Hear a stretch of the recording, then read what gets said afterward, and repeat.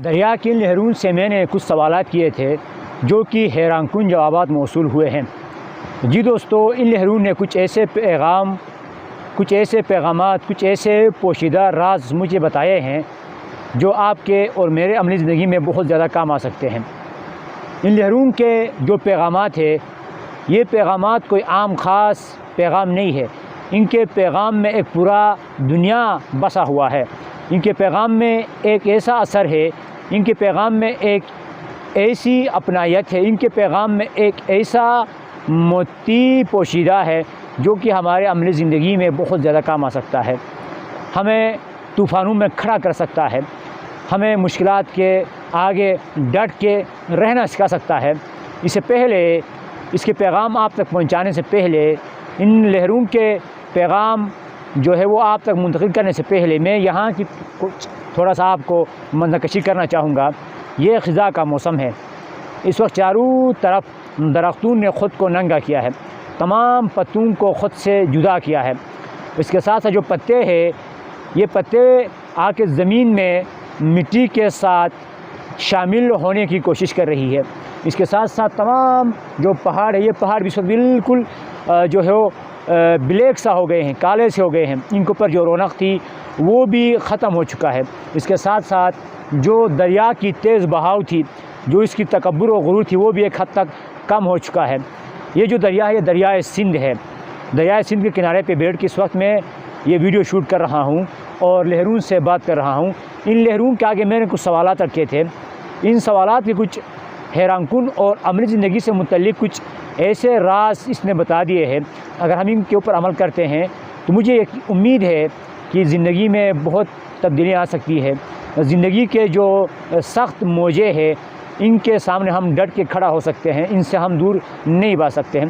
सबसे पहले इनके सामने मैंने कुछ सवालात रखे और इनसे मैंने पूछने की कोशिश किया, इनसे दरियाफ़्त करने की कोशिश किया। तो इन्होंने कुछ अपनी ज़ुबान में ऐसे कुछ जवाबात मुझ तक पहुँचाने की कोशिश किया या मुझे बताने की कोशिश किया या मैंने इनसे अख़ज़ किया, वो आपके सामने बताने लगा हूँ। उम्मीद है आप दोस्त इससे महजूज़ होंगे और अमली ज़िंदगी में इनसे आप काम लेने की कोशिश करेंगे और अपने जो मामलात है, मामलात के हुसूल में जो मुश्किलात आपको दरपेश है, इसमें आपको आसानी मौसूल हो सकती है। सबसे पहले इनसे मैंने सवाल किया कि आपकी जो लहरें हैं, ये बड़े खूबसूरत होते हैं, ये बड़े अट्रैक्टिव होते हैं। क्या ये जो लहरें हैं, ये हर वक्त ही एक टाइप पे रहती है? मतलब यानी आप एक ही लहजे में, आप एक ही रिदम में सफ़र करके अपनी मंजिल को पहुंच जाते हैं, आपको बहुत सारा जो है वो उतार चढ़ाव का सामना करना पड़ता है? तो इन्होंने कहा कि अपने ज़िंदगी में तवाज़ुन पैदा करें। उन्होंने कहा कि कभी हमारे लहरें आसमान को छूती है तो कभी हमारे लहरें एक पत्थर के नीचे से होकर गुजर जाती है। कभी हमारे लहरों के सामने कांटे आ जाते हैं तो कभी हमारे लहरों के सामने पत्थर आ जाते हैं। लिहाजा अपने जो ज़िंदगी है, ज़िंदगी में जो आपको मुश्किलात का दरपेश है या आपको जो उतार चढ़ाव आता है ज़िंदगी में, इससे आपने घबराना नहीं है, बस आपने सफ़र जारी रखना है।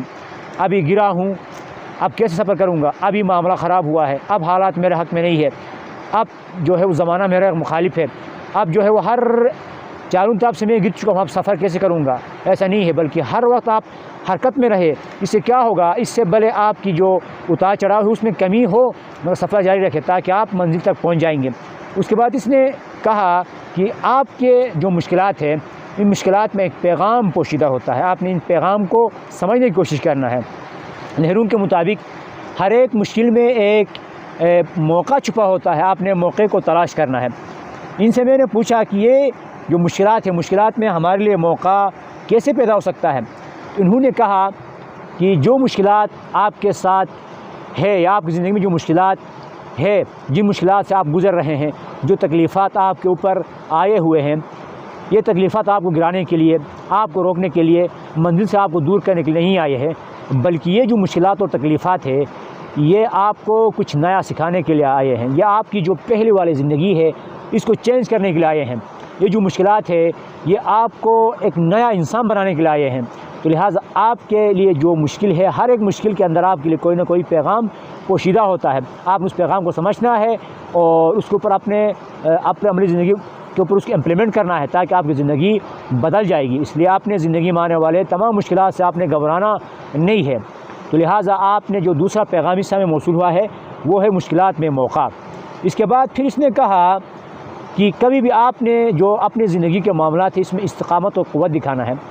ज़िंदगी में आने वाले तूफ़ान, ज़िंदगी में आने वाले जो मुश्किलात है, ज़िंदगी में आने वाले जो गैर तवक्कुआती जो तूफ़ानें हैं, आंधियाँ हैं, ये इंसान को गिराती है, इंसान को चोट पहुंचाती हैं।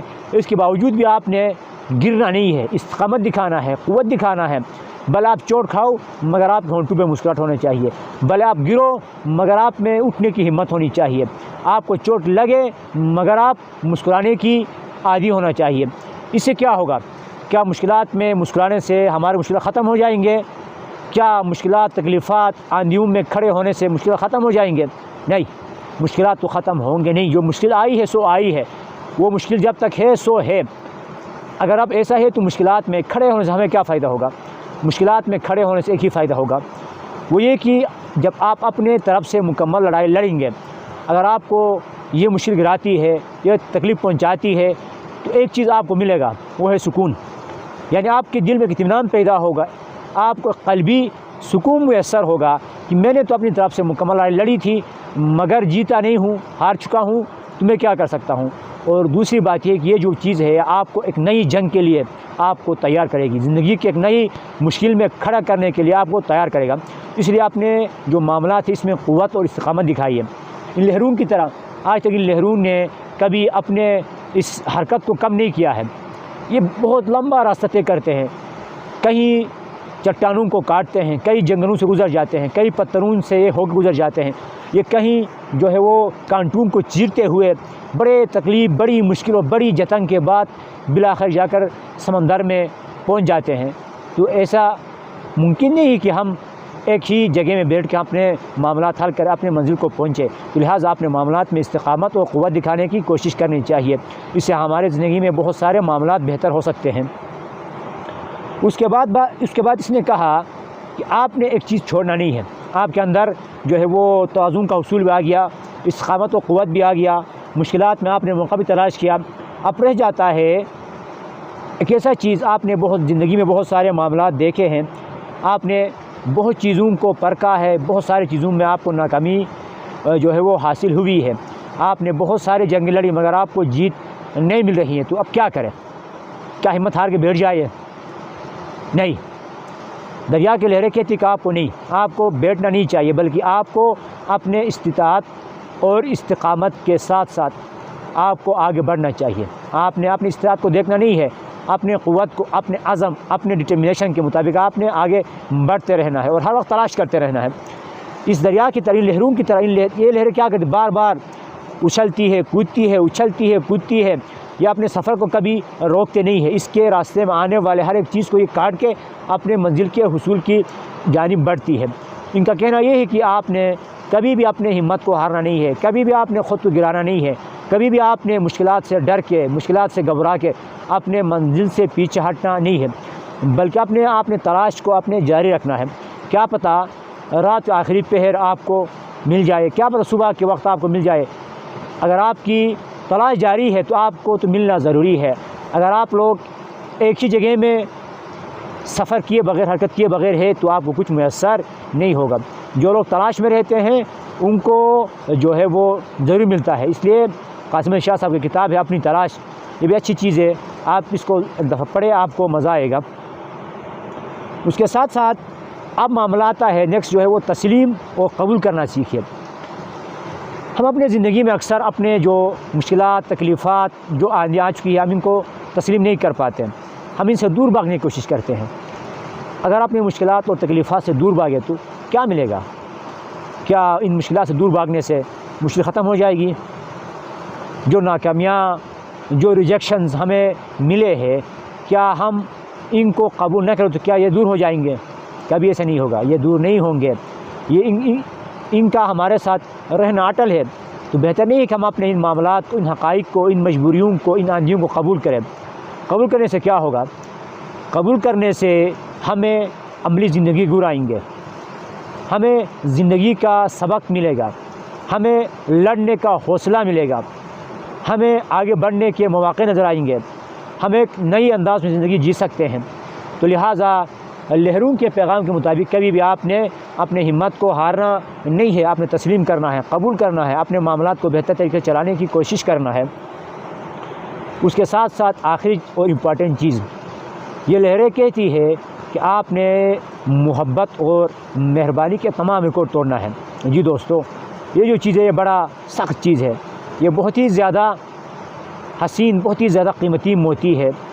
ये दरिया कहता है कि मेरे पास आए हुए कोई भी साहिल खाली हाथ नहीं जाता है, आए हुए हर एक चीज़ को मैं कबूल करता हूँ, कबूल करती हूँ। जो भी साहिल मेरे पास आता है उसको मैं बहुत कुछ देख चला जाता हूँ। कोई भी प्यासा मेरे पास आके खाली नहीं जाता है। मैं सबसे मोहब्बत करती हूँ, मेरे रास्ते में आने वाले हर एक चीज़ को मैं सैराब करती हूँ, मैं सब पे मेहरबान होती हूँ। मेरे अंदर कांटा है तो भी मैं कबूल करती हूँ, मेरे अंदर पत्थर फेंके तभी मैं कबूल करती हूँ, मेरे अंदर अब आग फेंके तो भी तब भी कबूल करती हूँ, मैं हर चीज़ कबूल करती हूँ। तो लिहाजा अपनी ज़िंदगी में कबूल करना सीखो, अपनों से मोहब्बत करें, अपने से मोहब्बत करें, अपने जज्बात एहसासात से मोहब्बत करें।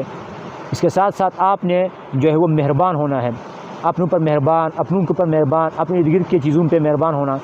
इससे आप गैबी मदद मिलेगी। मुश्किलात में जहाँ चारों तरफ से दरवाज़े बंद होंगे वहाँ पर आपकी मेहरबानी पाँचवीं दरवाज़ा बन के खुलेगा और आपकी मुश्किल दूर हो जाएगी। इंशाअल्लाह मिलते हैं किसी और ऐसे दरिया के किनारे कुछ ऐसे ही गुफ्तगू लेकर आप खिदमत में हाजिर होंगे।